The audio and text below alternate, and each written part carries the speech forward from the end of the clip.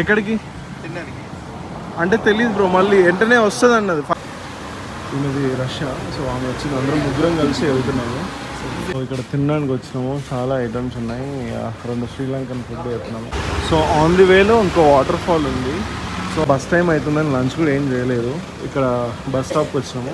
ఇక్కడికి వచ్చినాక ఈమె వచ్చింది, ఈమెది రష్యా. సో ఆమె వచ్చింది, అందరం ముగ్గురం కలిసి వెళ్తున్నాము.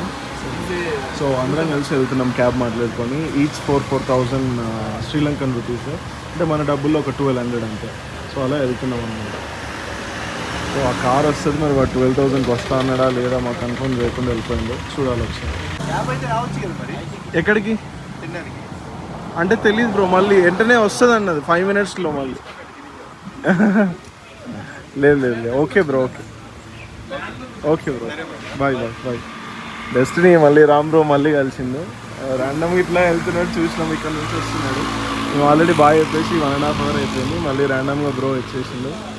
ఇదే డెస్టినీ. ప్రపంచం ఈజ్ వెరీ స్మాల్ అబ్బా. సో బ్రో తినడానికని వెళ్ళిపోయాను. మేము క్యాబ్ కోసం వెయిట్ చేస్తున్నాం. వాళ్ళు ఎటు వెళ్ళారు ఇంకా రాలేదు. ఇప్పుడే బస్ అయితే పైకి వెళ్ళింది ఇటు, మళ్ళీ అది రిటర్న్ రావాలి. వస్తే దాంట్లో వెళ్ళిపోవడమే. సో కార్ అయితే వచ్చేసింది. చాలాసేపు సతాయిచ్చి అయితే కార్ వచ్చింది. సో వెళ్ళాలి ఇంకా మెల్లిగా ఆన్ ది వే అనమాట. ఇక్కడ హోటల్ బాగుంది, చాలా బాగుంది. సో ఇంకెళ్ళాలి ఇప్పుడు.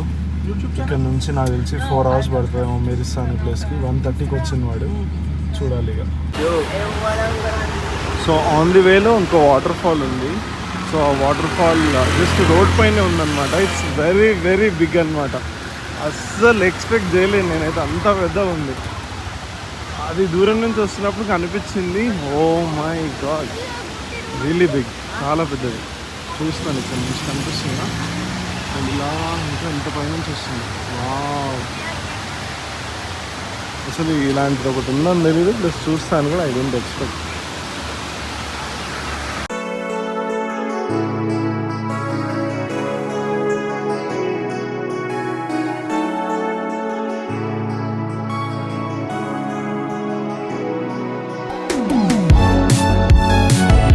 ఎంత పెద్ద ఉంది చూడండి, అసలు దారిలో ఉంది అంతే.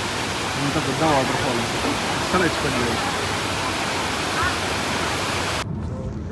సో ఇక్కడ నుంచి అయితే మెరిసెక్ స్టార్ట్ అయిపోయినాము. రావణ వాటర్ ఫాల్స్ చూసేసుకొని. ఈ ఎక్స్ప్రెస్ వే ఎట్లుందంటే, మన సైడ్ నేషనల్ హైవే ఉంటుంది చూసిర్రా, అటు సైడ్ 2 lanes, ఇటు సైడ్ 2 lanes. అది కూడా మొత్తం సీసీ రోడ్, బీటీ రోడ్ అనమాట. మన నేషనల్ హైవేస్ దాంబర్ రోడ్తో ఉంటాయి కదా, అలా కూడా లేవు అట్లీస్ట్. సో చాలా ఘోరంగా ఉన్నాయి ఇవి.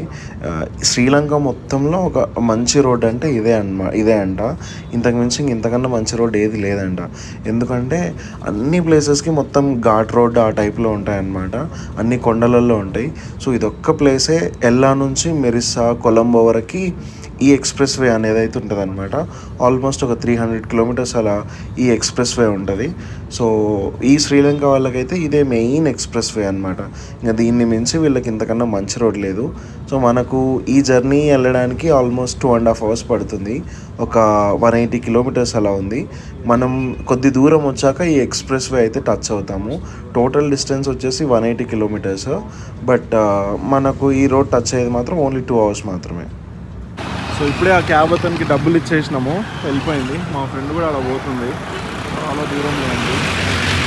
ఆ వైట్ కలర్ బ్యాగ్, తను కూడా వెళ్ళిపోయింది.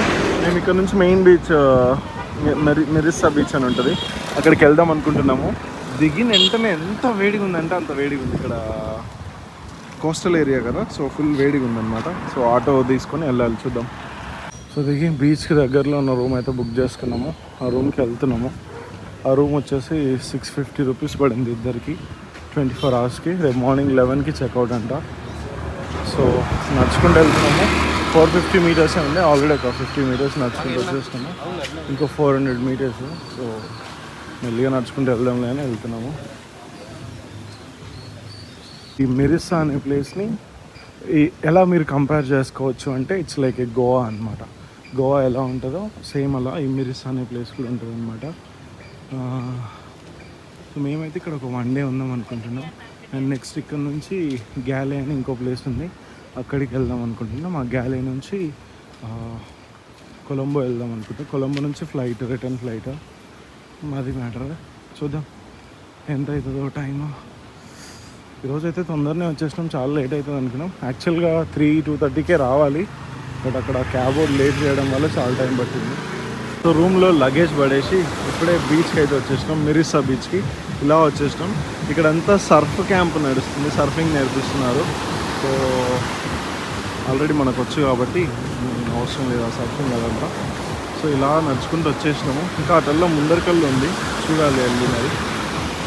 అంత క్రౌడ్ ఏం లేదు ఇక్కడ, చూడాలి. అటు సైడ్ ఇంకా జనాలు ఉన్నారు.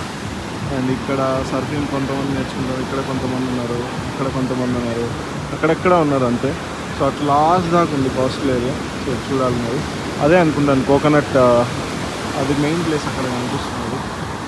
యా ఇది ఇక్కడ ఉన్నది ఎగ్జాక్ట్ పాయింట్.